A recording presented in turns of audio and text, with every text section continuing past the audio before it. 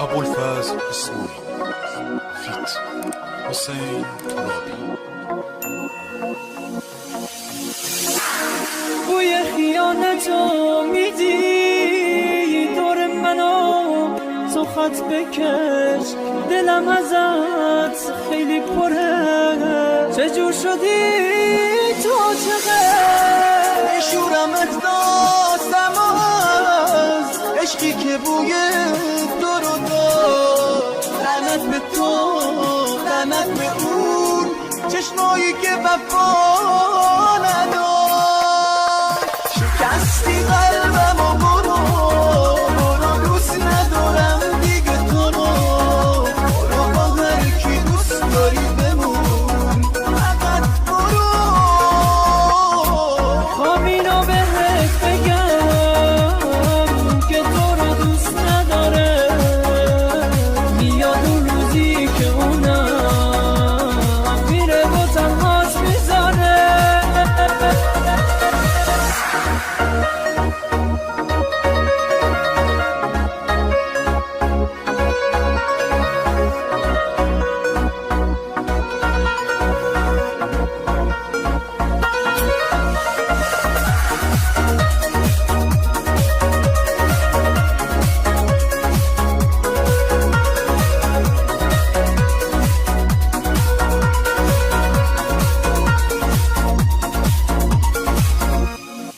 سر در نگات زدی تابلوی ایست و رو به رو. دارم عذاب میکشم از این که بردی آبروم. خستم و دم نمیزنم چراشو میدونه نگاه. یه روزی جای خالی ما حس میکنه اون اشتباهات. رفتی ولی اینا بدونی یه قفص شدی. خودت نمیدونی چجور از تیر یک هوس شدی. شکستی قلبم و برو دوست ندارم دیگه تو رو. برو با هر کی دوست داری بمون فقط برو.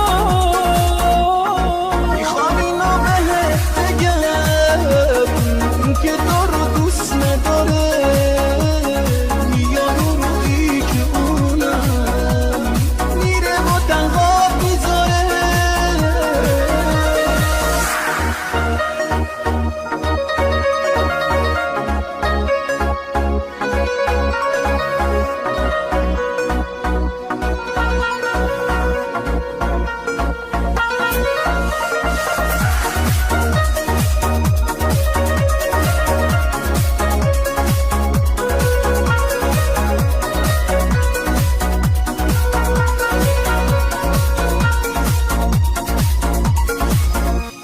رو سر در نگات زدی تابلوی ایست و رو به رو.